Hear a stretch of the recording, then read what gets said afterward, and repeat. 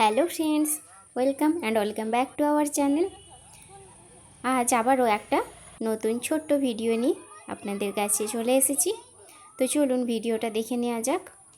আসলে এতদিন ভিডিও না দেওয়ার একটা প্রধান কারণ হচ্ছে আমি আমার বন্ধুদের কাছ থেকে সেভাবে সাপোর্ট পাচ্ছিলাম না। আমি যদি আমার বন্ধুদের কাছ থেকে সাপোর্ট পাই অবশ্যই নিত্য নতুন ভিডিও আপনাদের কাছে শেয়ার করব, আর সেটা আপনাদের কাছে অবশ্যই ভালো লাগবে এই আশাই রাখবো। এবং ভিডিও দেখে অবশ্যই কমেন্ট করে জানাবেন কেমন লাগলো, তাহলে আমি আরও নতুন নতুন ভিডিও দেওয়ার অনুপ্রেরণা খুঁজে পাই আপনাদের মাধ্যমেই। আজ চলে এসেছি ঘাটালের অনুকূল ঠাকুরের আশ্রমে। এই আশ্রমের একটা বিশেষত্ব হচ্ছে এখানকার এই শান্ত স্নিগ্ধ এবং সবুজে ঘেরা পরিবেশ। এই পরিবেশটা আমাকে খুব মুগ্ধ করে, আর এই মনোমুগ্ধকর পরিবেশের জন্যে আমি বারবার এখানে চলে আসি, কিছুটা টাইম এখানে কাটিয়ে যাই।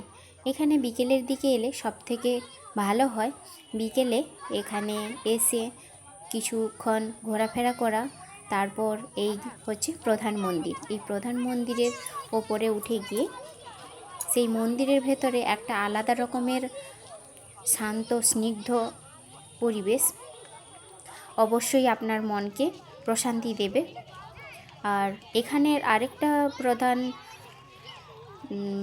দিক হচ্ছে এখানে এসে বাচ্চারা কিছুক্ষণ খেলাধুলা করতে পারবে, যেটা আপনাদের সঙ্গে প্রথমেই শেয়ার করলাম।